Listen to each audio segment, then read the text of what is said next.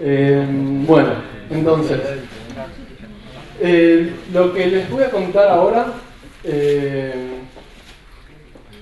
es gran parte de lo que estoy trabajando para mi proyecto de doctorado, que consiste un poco en analizar datos.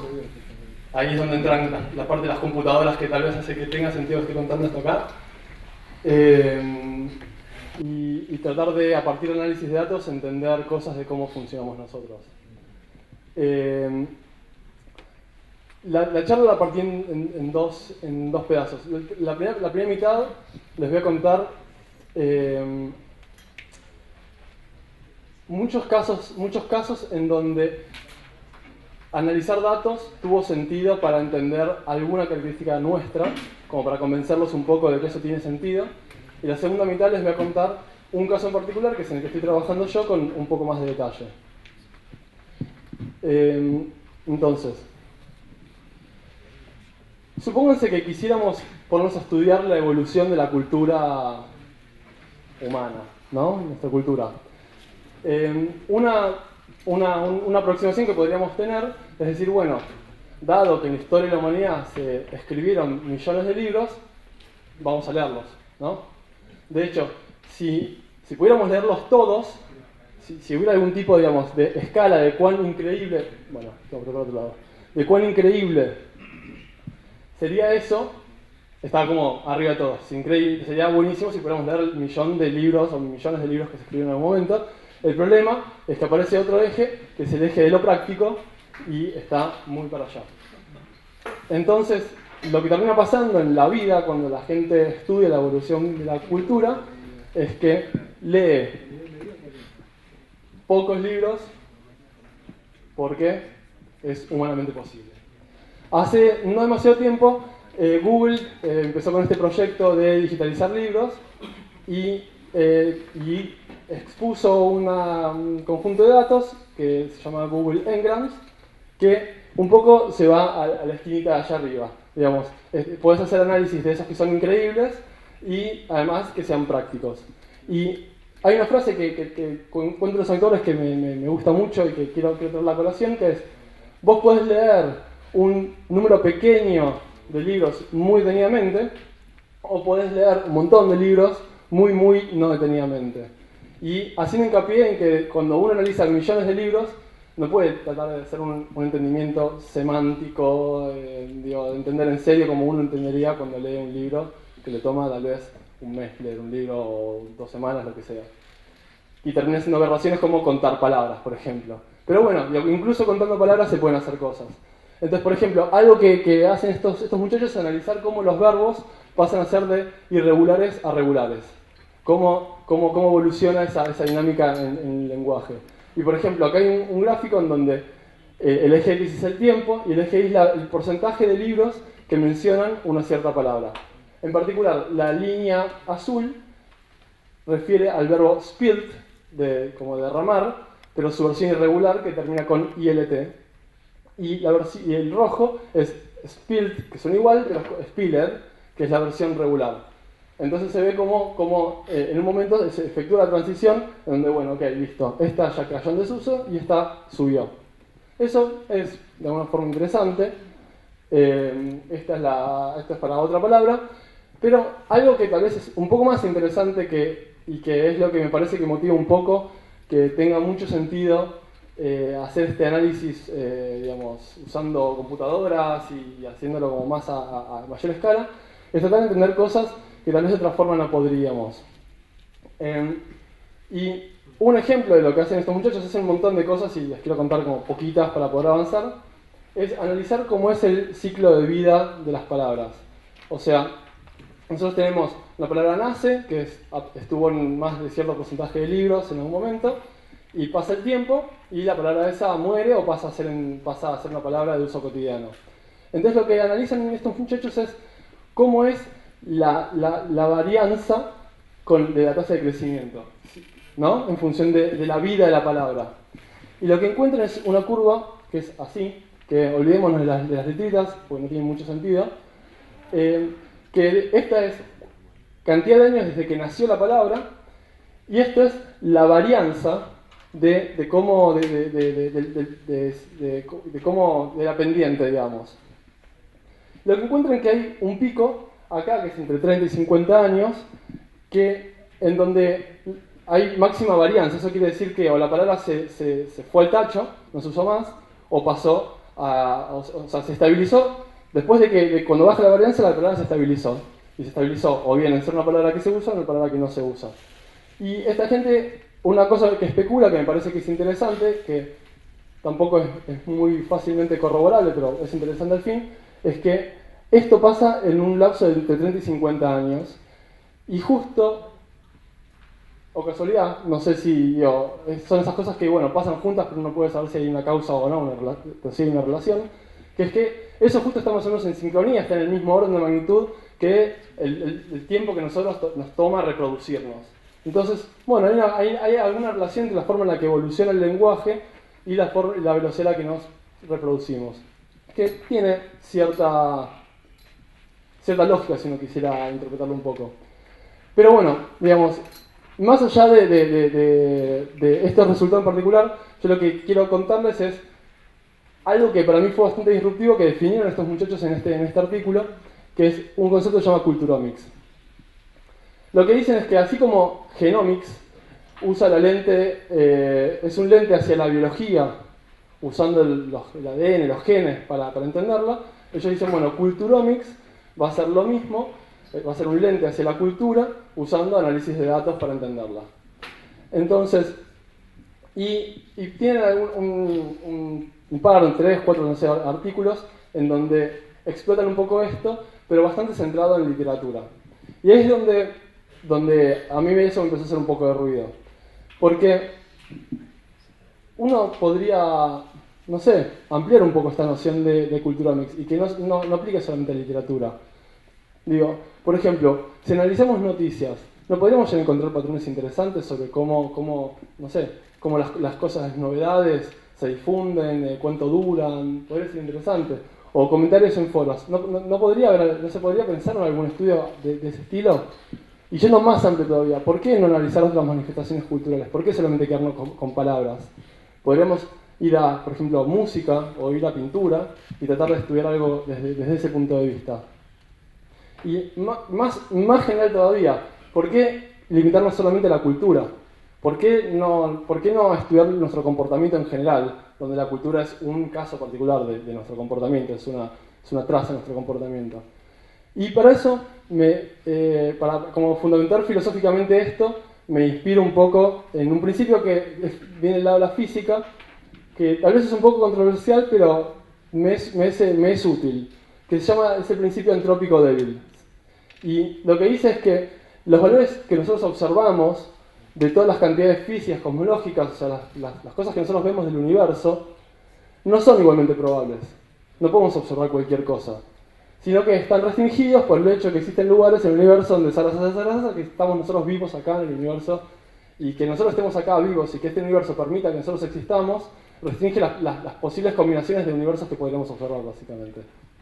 Entonces, ¿qué tiene que ver esto con la cultura? Digamos que podríamos hacer como reformularlo a hacer un principio antrópico cultural. Es decir, los valores observados de todas las actividades desarrolladas por la especie humana no son igualmente probables, sino que están restringidos por nuestras características físicas, biológicas y cognitivas. O sea, no vamos a escuchar música en ultrasonido, ni ver pinturas en ultravioleta, ni escuchar, no sé, piezas de piano que solamente se puedan tocar con 20 dedos, porque no los tenemos. Entonces, dado que no los tenemos, analizando eso, podríamos darnos cuenta que si yo fuera un extraterrestre y vengo y analizo las piezas de música, me podría dar cuenta que, bueno, ok, los seres humanos no deben tener podría inferir cuál es la distribución de probabilidad sobre la cantidad de dedos que deberíamos tener. Ahora, eso es medio burdo. Digo, nosotros ya sabemos que tenemos 10 dedos. Pero sí, tal vez nos permitiría, usando un principio similar en donde para cosas obvias tienen sentido, como por ejemplo la cantidad de dedos de la mano, sí lo podríamos usar para cosas que tal vez no sabemos, como por ejemplo características de nuestra cognición, cómo funciona nuestra memoria, cómo nuestra memoria limita las características que tiene que tener la música para que la podamos escuchar, por ejemplo. Entonces,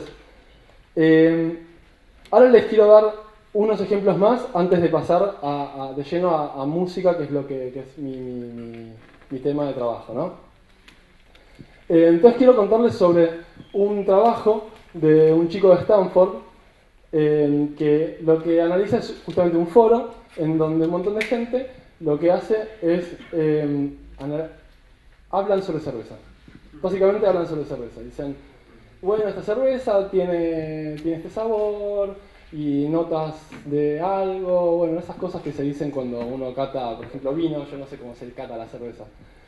Pero lo que tiene es que tiene muchos datos, tiene como 3 millones de posts y tiene 30.000 usuarios, y además algo que es interesante, a Jure, que es el autor de este paper, le interesa mucho que utiliza un lenguaje específico. Entonces lo que quiere analizar es cómo evoluciona, por un lado, un usuario desde que se registra en el sitio, cómo cambia su lenguaje, y por otro lado, cómo cambia el lenguaje de la comunidad. Digo, hay modas, hay tendencias. Y en particular, cómo es esta dinámica, ¿no? Porque que cambie la comunidad quiere decir que todos los usuarios de alguna forma cambiaron en sincronía. Pero cada comportamiento individual no necesariamente se tiene que ver igual que la comunidad como conjunto. Entonces, esto, digo, él estuvo hablando 1 hora y pico de esto. Yo les voy a resumir algo muy breve como para pasar y mostrarles el ejemplo que me parece interesante. Por un lado, lo que encuentro es que la gente cambia, ¿no? Que uno no habla igual cuando empieza que cuando termina. Cuando termina es básicamente cuando después de mucho tiempo no hay post. Y por ejemplo, disminuyen mucho los pronombres en primera persona. O sea, al principio uno dice, a mí esta cerveza me gustó. Y después de pasar de hablar de a mí esta cerveza me gustó, pasa a hablar de la cerveza en sí y no tanto de si te gustó o no. Y lo otro es aumenta el vocabulario específico de la cerveza. Eso tiene cierto sentido, ¿no? Uno se mete en un tema y empieza a hablar más acorde a con palabras específicas del tema. Por otro lado, la comunidad cambia, que también es algo esperable encontrar. Aumentan, por ejemplo, palabras relacionadas a frutas. Por eso se puso de moda comparar la cerveza con las frutas y la gente habla más con frutea. Pero ahora hay un paso más que a mí me parece que es justamente la razón por la cual les quiero contar esto, que encuentra una dinámica que explica en cierto punto la evolución del lenguaje de una persona en relación a la comunidad. Lo que encuentra en particular es cuando analiza cómo es cómo se parece el lenguaje de una persona a sí misma en función del tiempo. O sea, yo estoy hablando ahora, hablo mañana y puedo comparar la forma en la que hablo mañana con la forma en la que hablé hoy. Y así en función del tiempo. Lo que encuentra es que eso se estanca. O sea, en algún momento se achata y uno converge a hablar de una cierta forma. Ahora, lo que encuentra por otro lado cuando dice, bueno, vamos a comparar el lenguaje de una persona respecto a la comunidad, no pasa lo mismo. Lo que pasa es que al principio, cuando la persona apenas entra a la comunidad, se empieza a mimetizar y a parecerse más al lenguaje que se usa en la comunidad, y después se aleja. Entonces, lo que concluye el loco este en el artículo, con muchos más argumentos de lo que les estoy contando ahora, es que este comportamiento tiene mucho sentido observarlo. Porque el hecho de que uno, después de un tiempo, estanque su lenguaje y lo mantenga quieto, hace en parte que nosotros podamos hablar a nivel sociedad y que uno pueda hablar con los padres y saber que va a mantener un cierto código en común. Si todos estuviéramos más allá de nuestra edad inventando palabras nuevas, no vemos a alguien por un tiempo, lo volvemos a ver y no nos podemos entender. Entonces, ese creo que es lo que más me interesó del trabajo de él, que justamente arranca de foros y termina hablando de de sociología, básicamente, sociología computacional.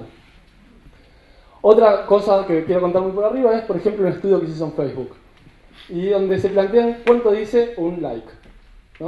¿Qué puede ser un like?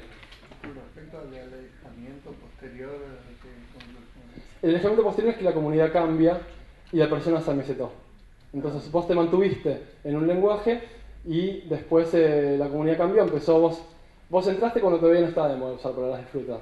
Entonces vos no hablás de forma de fruta cuando ya te estancaste, pero después la comunidad empezó a hablar de fruta y vos decís, no, estos son cualquiera, yo no hablo con frutas. Y bueno, que es medio también lo que pasa cuando uno escucha a un adolescente hablar. Y entonces, la pregunta es cuánto dice un me gusta. unos tipos de no me acuerdo qué universidad lo que hicieron fue, bueno, vamos a agarrar y aprovechar que Facebook es gigante, hicieron una aplicacioncita donde vos podés llenar un cuestionario y en los permisos tienen acceso a tus likes. Entonces lo que tratan de hacer es predecir las respuestas del cuestionario en función de los likes.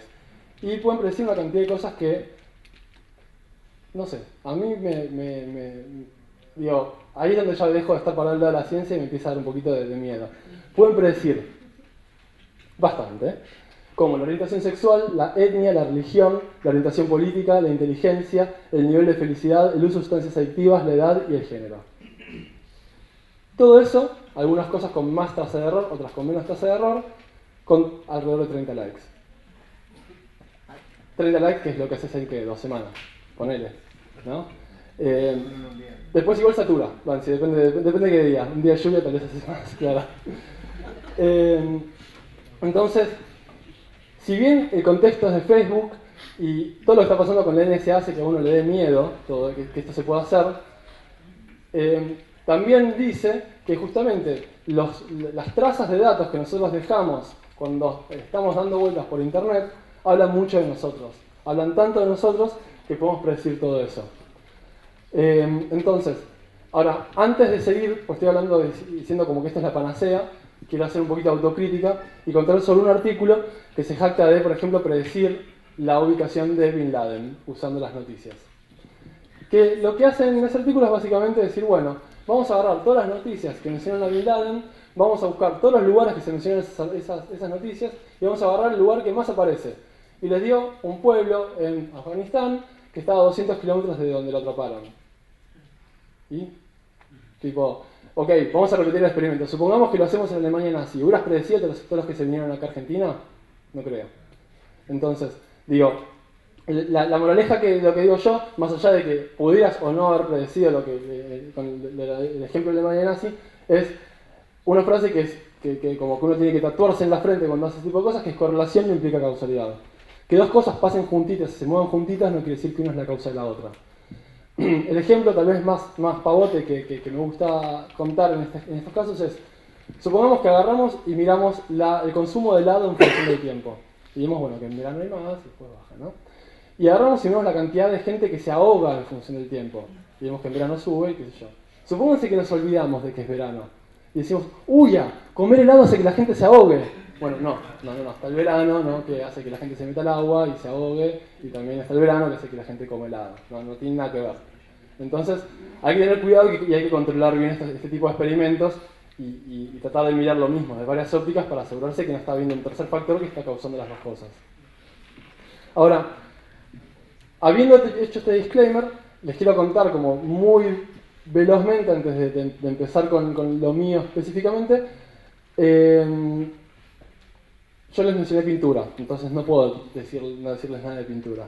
Entonces, un estudio interesante es que analizan las pinturas de Pollock. Pollock es este tipo que pinta así. Y que parece que fue revolucionario cuando apareció, porque todos los críticos de arte hablaban mucho de qué extraña que era la naturalidad de las pinturas de Pollock. Resulta que los científicos dijeron, bueno, vamos a medirlo, no sé. Y una característica que tiene la naturaleza es que es muy fractal. O sea, los árboles son fractales, todo se parece mucho a sí mismo cuando lo miramos a distintas escalas. Que eso es que algo sea un fractal. Y parece que Pollock era tan pillo que logró idear un método para pintar fractales. Porque las pinturas de Pollock también cumplen la misma propiedad fractal que cumplen fotos de la naturaleza. Entonces, no sé, es interesante. No sé cómo se puede después atribuir esto a la psicología, pero es interesante. Y otro como esto es que un estudio que analizó retratos de como 200, 300 años, y no me acuerdo si más también, porque retratos hay más que podamos tener archivo en Google Images, por ejemplo, que la posición de los ojos, ¿no?, en los retratos, el error que tiene de cuán bien centrado está, es comparable a experimentos en donde a la gente le dicen poner un punto acá en el medio. Eso podría estar hablando de cómo la gente pinta, ¿no? La gente primero pone un punto en el medio, después dibuja los ojos y qué sé yo. De nuevo, habría que analizar por qué pasa eso. Pero sí es interesante que, siguiendo esta línea de pensamiento de decir, bueno, vamos a analizar manifestaciones nuestras, culturales o no, podemos tratar de ir para el lado de entender qué qué restricciones o qué mecanismos nuestros internos los generaron. Ahora bueno, con eso digo, me gustaría por lo menos haberle sembrado la duda de que tal vez todo esto tiene sentido. Y con eso ahora les voy a contar un poco el trabajo que estoy haciendo yo para mi doctorado, que el fancy name que le podemos poner tal vez está traducido en Music Cognition, que es la forma tal vez cortita y marketingera de venderlo. En particular lo que estuve trabajando yo es con un conjunto de datos que es parecido a este Google Ngrams de libros, lo único que es de música. Hace un tiempo Google sponsorió un proyecto en donde en vez de digitalizar libros, digitalizaban partituras. Y bueno, me pregunté a ver qué se podía sacar de todo eso. Entonces, les voy a contar un poquito de qué se trata. Entonces, antes como un poco para ponerlos en contexto, lo que me interesa tratar de hacer es ver si puedo distinguir la transición entre los estilos musicales. Yo tengo muchos datos en función del tiempo y sé que, por ejemplo, el barroco terminó en 1750 y sé que el clásico terminó en 1830. Entonces, ¿puedo ver algo en la distribución, en estadísticas que pueda haber de la música para eso? Bueno, para tratar de responder esa pregunta, primero tengo que representar a la música en una forma que sea machine friendly y después tratar de definir algún criterio de decisión de cómo hago para separar la paja del trigo. Entonces, dado que esta es una charla de programadores, estimo que todos programamos, pero no todos hacemos música, voy a hacer como una muy breve introducción a música. Entonces, tenemos la octava. El eje vertical representa cuán agudo o grave es algo, y agudo, grave, ¿no? Eso es el sonido que tenemos en la vida, ¿no? Ese sonido luego en la música occidental clásica, o sea, olvidémonos un poco de China, de India, de África, quedémonos con donde tenemos datos, básicamente. Con la música europea, igual en la mayoría de las culturas, se discretiza esto y se divide en partes iguales, en una escala logarítmica, pero en partes iguales al fin. Entonces, esta octava que les acabo de tocar de forma continua, se divide en algo que es así.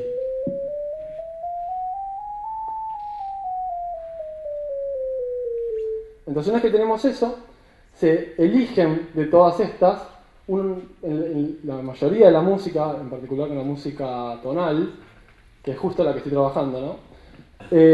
No se usan todas estas notas, o si uno analiza la distribución de probabilidades, se termina eligiendo un subset. Ese subset depende de en qué escala, se llama escala ese subset, depende en qué escala uno se mueva, es distinto, pero por ejemplo un subset muy usado es lo que se llama la escala mayor, que elige estas notas.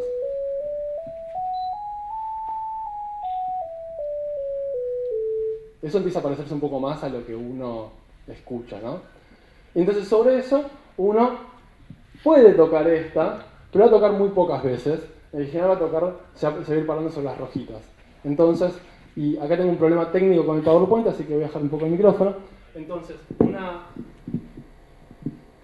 una canción, por ejemplo, podría ser esa que es el Feliz Cumpleaños, que el problema es que el play es bloqueante y no me hace la animación mientras está haciendo play. Entonces tengo que hacer una camioneta.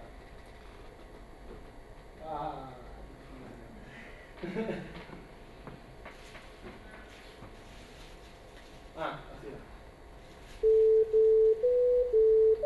Bueno, salía algo corrito, pero bueno. O sea, una melodía es básicamente eso, tocar en función del tiempo, cosas a distintas alturas. Ahora, ok, llegamos a esto.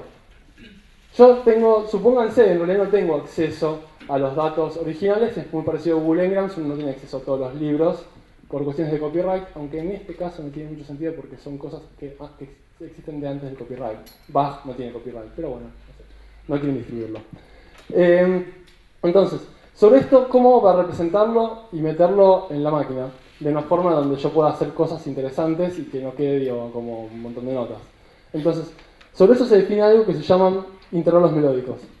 El intervalo es básicamente la distancia contando rayitas en una melodía. Entonces, por ejemplo, este intervalo es de 0, el intervalo de al lado es de +2, porque subo 2 para arriba, el otro es de menos 2, más 5, menos 2.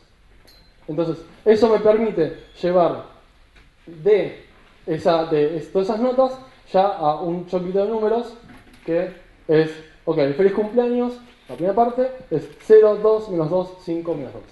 Ok, bárbaro. Tengo eso.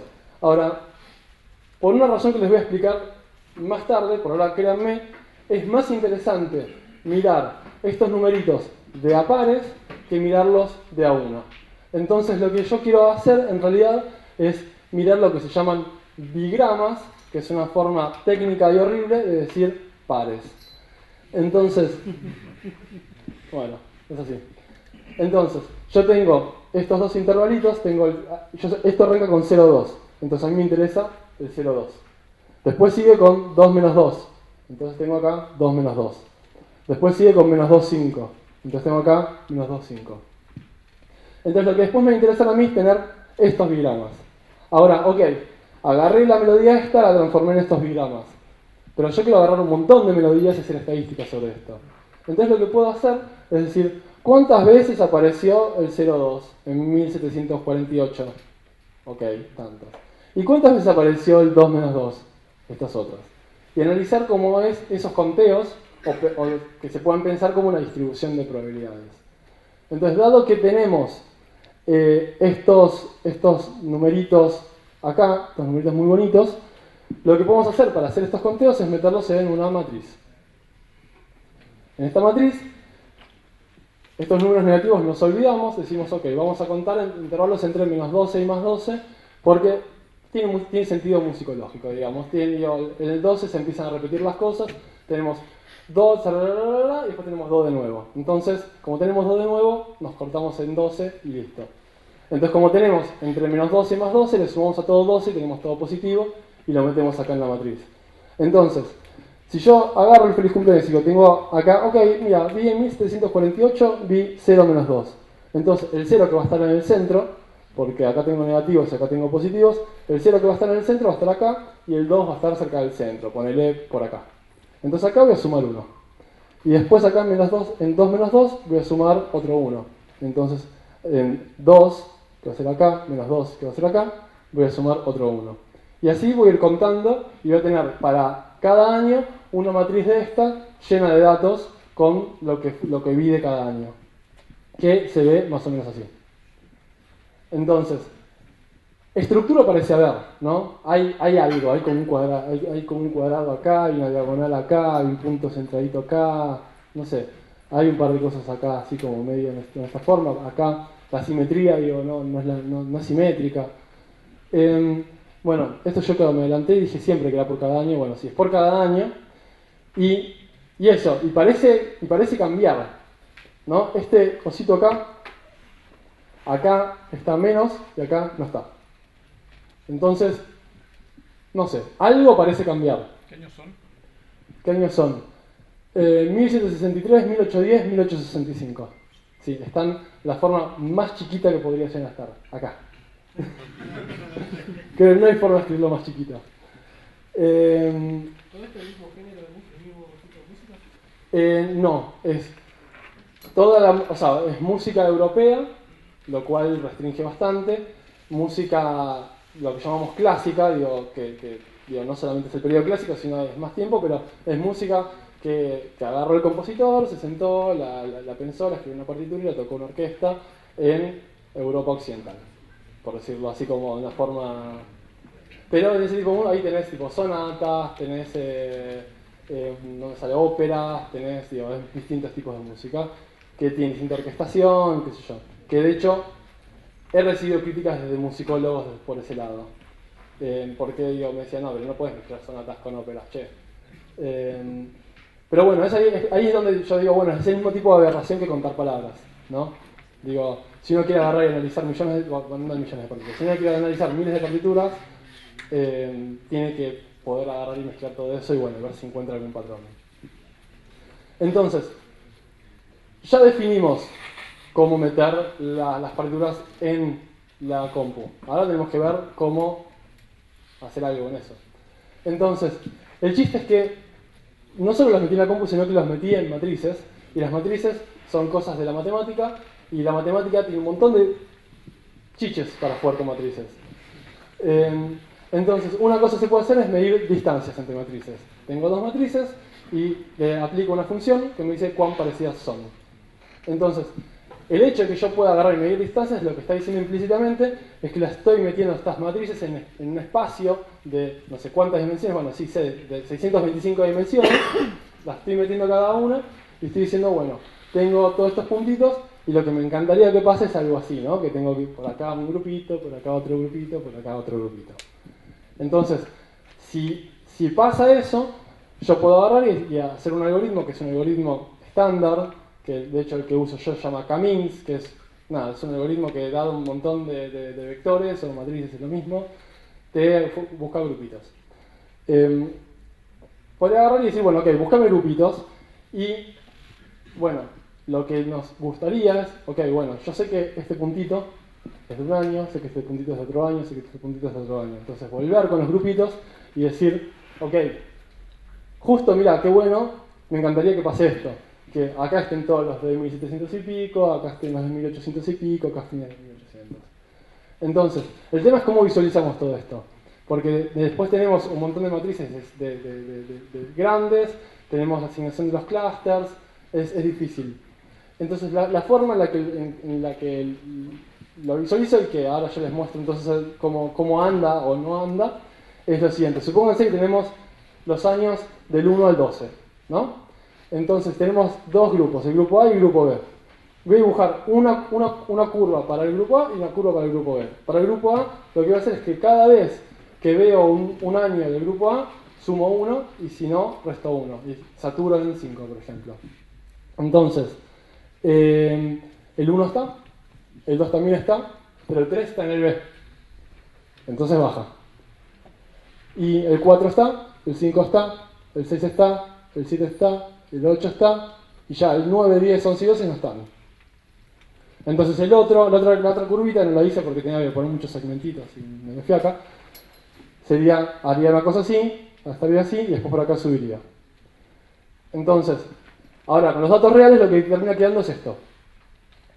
En donde, entonces tenemos, es de la misma forma, cada una de estas curvitas representa un clúster y además hay estas líneas punteadas corresponden a los años en donde desde la historia de la música se considera que hubo una transición entre estilos musicales. O sea, acá se murió Bach y cuando se murió Bach dijeron terminó el barroco. Acá, no sé si se murió mucha gente, pero no cambió de estilo. Acá terminó el clásico y empezó el romántico. Y acá terminó el romántico y empezó el siglo XX con toda la locura del dodecafonismo, Schoenberg y todas esas cosas. En realidad, digo por acá, 1910, 13. Entonces, y bueno, estas curvitas las hice de las mismas formas. Agarré las matricitas, les dije, che, K-means, hace tu magia, tengo los grupitos, entonces después le digo, ok, cada matricita tenía un año, este año cayó en cada grupito, tengo el mapping de cada año a cada grupito, entonces con eso dibujo estas curvas. Ahora, ok, todo esto muy lindo, pero no nos olvidemos que yo lo que quiero hacer es tratar de entender algo respecto a nosotros. Entonces, algo parece haber, algo puedo distinguir, parece que las matrices evidentemente cambian, la pregunta es, ¿qué? Entonces la idea es tratar de explicar esto en función de principios simples. Entonces, para eso hay técnicas, igual que K-means, que lo que hacen es, dada un montón de datos, un montón de vectores, si llama vectores y matrices es lo mismo.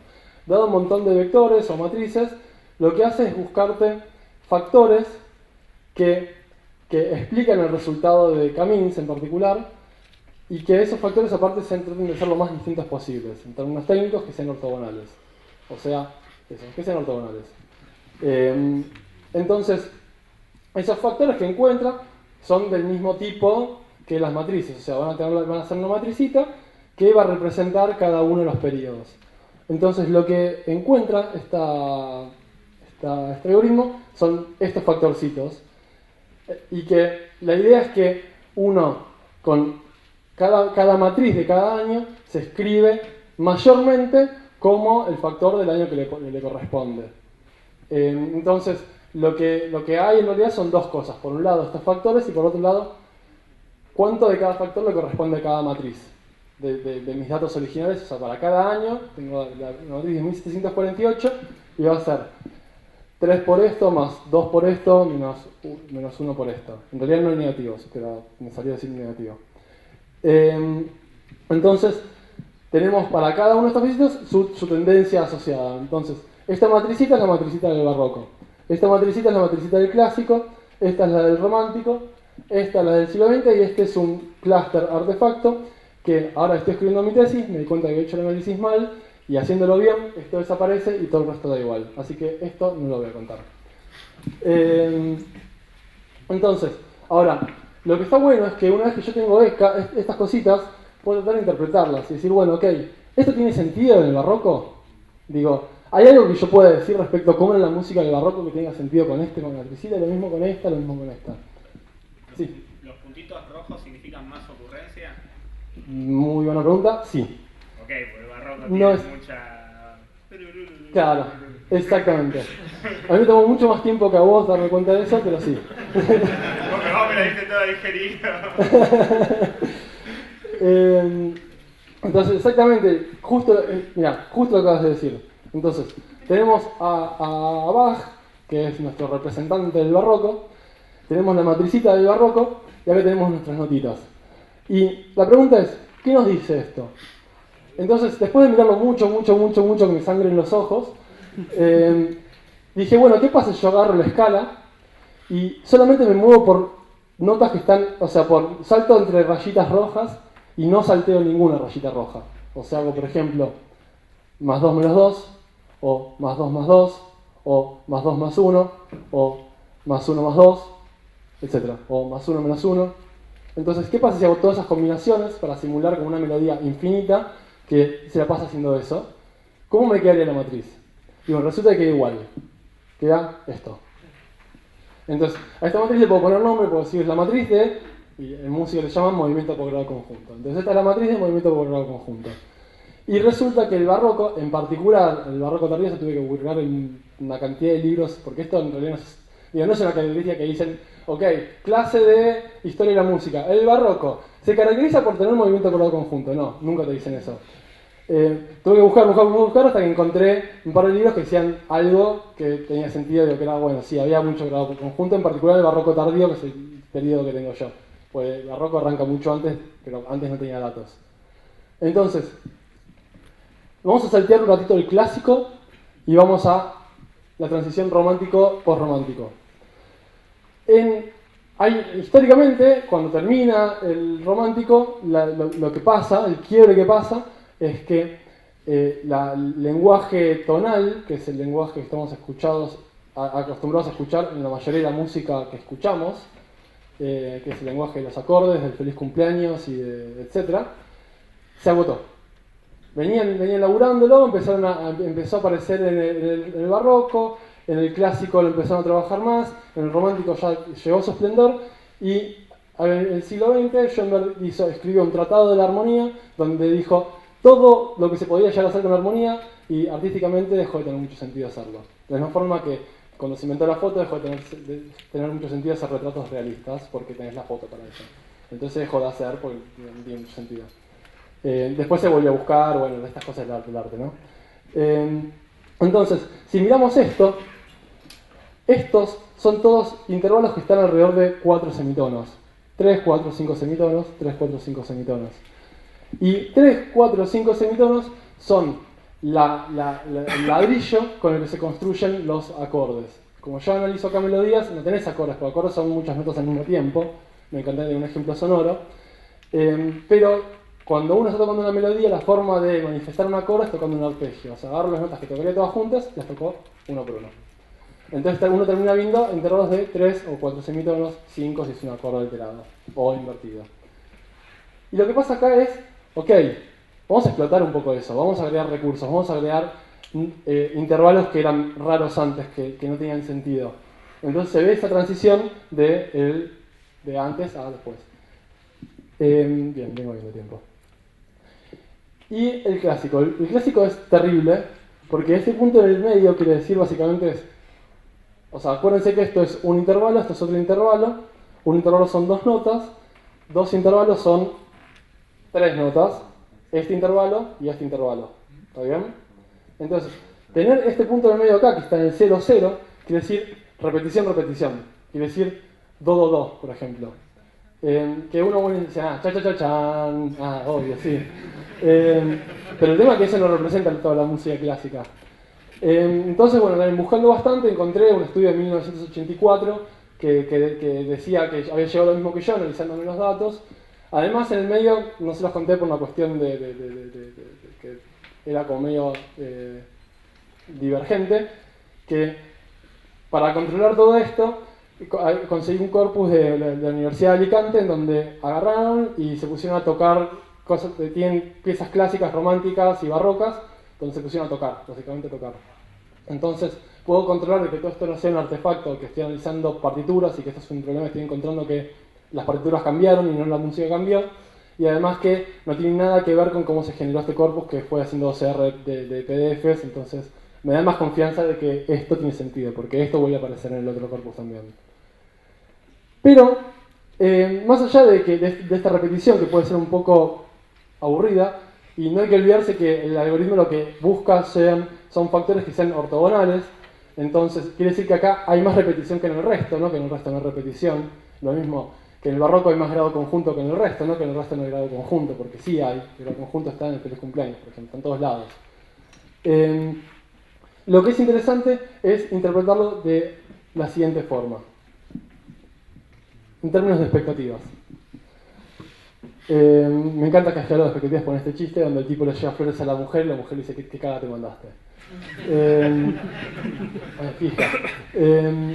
Entonces, y la hipótesis es la siguiente. La expectativa que tiene una persona respecto a un evento debería estar vinculada a la probabilidad de ese evento. O sea, si yo estoy constantemente prediciendo cosas que son improbables, me va a pisar un auto. ¿Está bien? O sea, tiene un sentido evolutivo y el auto va en serio. O sea, la argumentación biológica de la expectativa es que una cebra, si tiene un buen modelo de expectativas para saber cuándo un tigre se le va a saltar encima, puede correr antes, anticiparse y llegar. Y hay experimentos en donde, por ejemplo, si uno está esperando un cierto sonido en una franja de frecuencias, lo detecta con menos intensidad.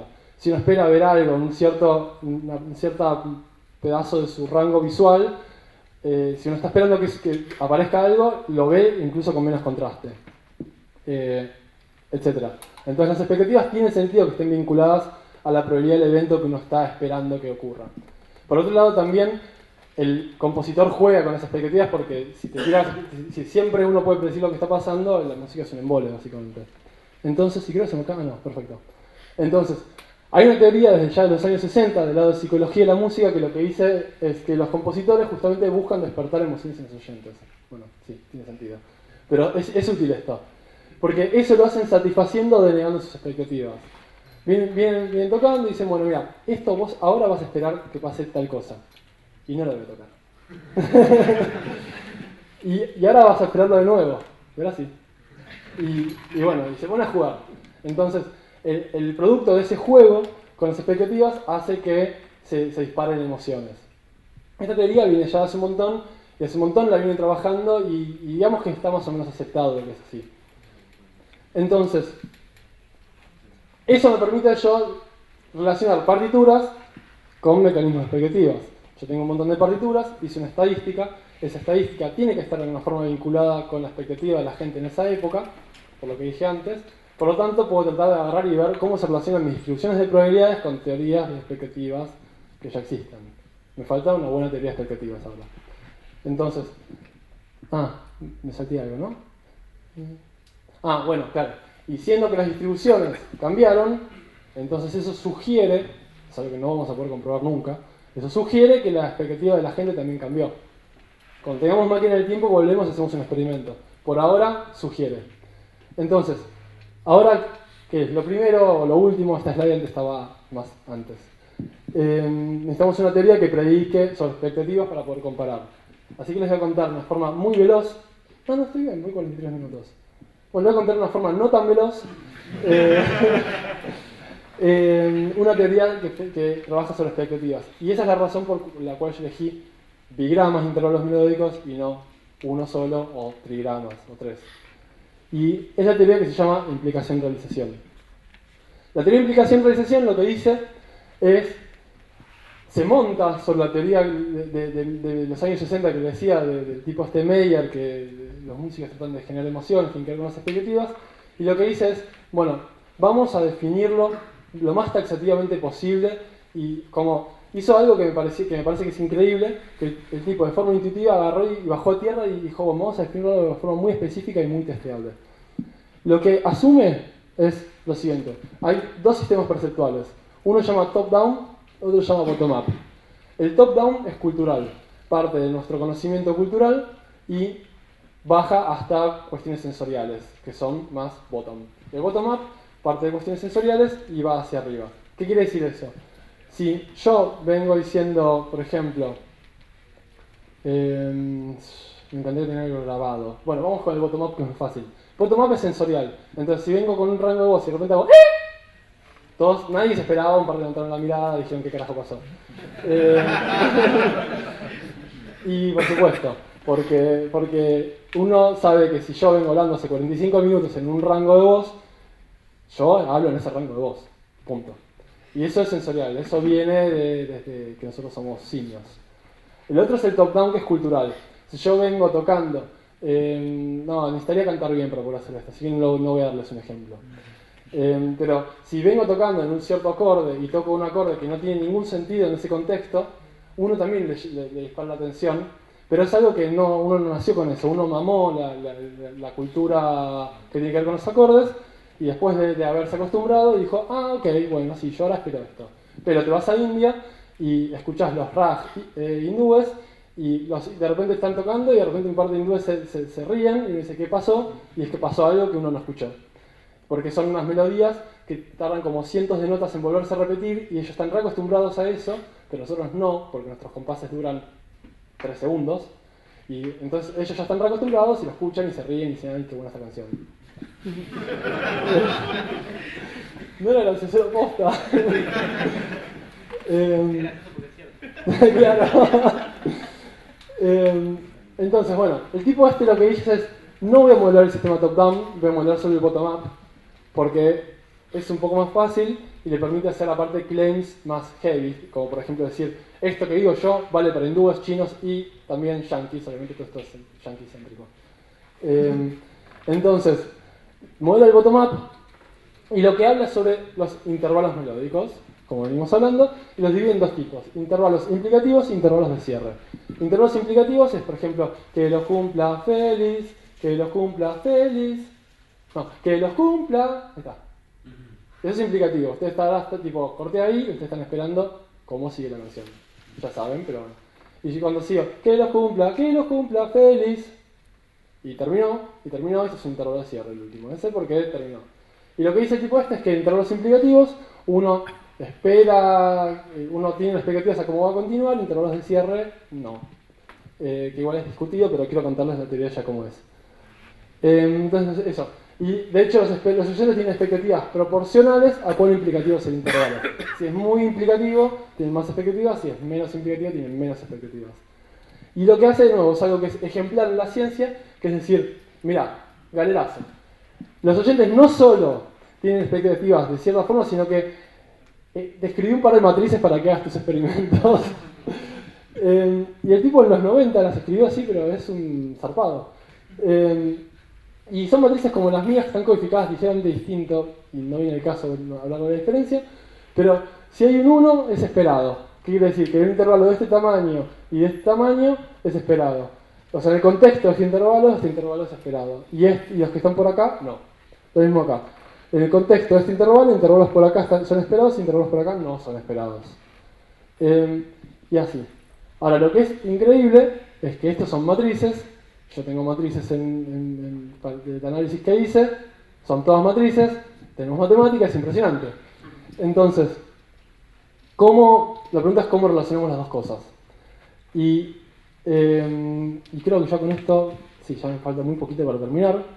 Entonces, pero antes de relacionarlos, quiero contarles dos cositas que tiene que ver con... Hay que tener ciertos cuidados cuando uno hace esto, más cuando uno se mete en otra disciplina en donde no maneja tanto. Que por un lado, como son bottom-up, los principios del tipo este son innatos. Entonces, ¿cómo cornos tendrían que tener que ver con algo que separa los estilos musicales? Que los estilos musicales, por definición, no son innatos.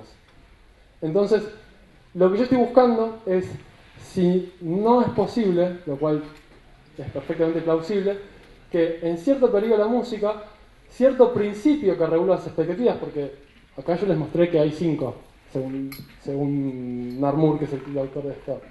Entonces, si tal vez en el barroco se jugaba más con para generar emociones, y después eso se pasó de moda y se empezó a usar O sea, no es que la gente cambió la forma en la que los músicos usan estos principios de forma intuitiva como herramientas. ¿Y por qué van a usar los músicos estos principios si estos principios aparecieron 300 años después de que se murieron? Porque los músicos, por lo menos los que sobrevivieron 300 años, y yo puedo analizar sus partituras, son aquellos que lograron despertar emociones en la audiencia y por lo tanto lograron meterse en los zapatos de los oyentes, entonces tenían una intuición de cómo funcionan las expectativas de los oyentes. Entonces, podría ser que los estilos musicales de alguna forma se representen como combinaciones, distintas combinaciones de estos principios. También puede ser que no. Entonces, bueno, eso. Que no quiere decir que los oyentes cambien, sino que yo estoy diciendo que cada estilo puede estar marcado por combinaciones específicas. Entonces, lo que hago para comparar es decir, bueno, ok, tengo que es mi principio data-driven, tengo este principio que es el principio intuitivo, quiero tratar de ver si puedo compatibilizar, ¿no? Entonces, lo que voy a hacer es agarrar mis datos, tengo las matrices de 1730, 21, 32, 33, 34, 35, hasta 1910, y las voy a hacer una operación matemática que se llama proyectar, que es básicamente ver cuán parecidas es a esta matriz. Y voy a hacer lo mismo con cada una de las matrices. Y también voy a hacer lo mismo con estas. Y voy a ver si las proyecciones se parecen. ¿Está bien? Entonces, tengo acá las proyecciones. Entonces, esta columna son las proyecciones con los principios de la teoría de Narmur, o sea, las matrices estas todas pixeladas. Las dos son muy pixeladas. Las que están escritas con ceros y unos. Y estas son las proyecciones de los que derivé yo de los datos. Entonces, bueno, a priori hay algo que es interesante, que es que si yo proyecto así y después le digo a Camins, buscame algo encuentra. El tema es que no es mucho mejor que agarrar una matriz, principios random, proyectar con eso y clusterar con eso. Entonces, digo, anda, pero también como random. Entonces, no. Pero por otro lado, si bien no tiene poder como para clusterear, hay algo que es loco, que es que algunas tendencias se mantienen. Por ejemplo, esto, que es como una especie de S acostada o Z del zorro, se parece un poco a esa, también que esa es un poco más ruidosa, es con ganas, pero viene más abajo, sube y se mantiene arriba, ¿no? Ahora, después, otra que se parecía, ya no las acuerdo, es, esta y esta, porque si las invertís es medio lo mismo, matemáticamente pues, si proyectás con al revés es medio lo mismo. Entonces, digo, esta y esta se parecen y esta se parecen. Entonces, ¿qué me dice eso? A ver qué me dice. Ok, no, está bien, no. Es ya lo que venía diciendo. ¿Qué me dice? Me dice que por un lado, si bien los principios estos no reflejan cómo fueron los cambios de expectativa, cómo fueron los cambios de los estilos, una cosa que a mí me gustaría que pase es que sí cambian las distribuciones, ergo, algo de las estadísticas, algo de las expectativas deberían haber cambiado. Y una teoría que habla de esas expectativas debería de alguna forma poder separar los estilos. Entonces, algo que se podría hacer es tratar de como bootstrapear un poco los principios que inventó el muchacho este en los 90 y decir, bueno, vamos a meterle datos y vamos a hacerlos un poco menos pixelados y probablemente así ande mejor. Y después medio que ya el resto lo dije, eso tiene tendencias compartidas. Entonces, bueno, pero en resumen,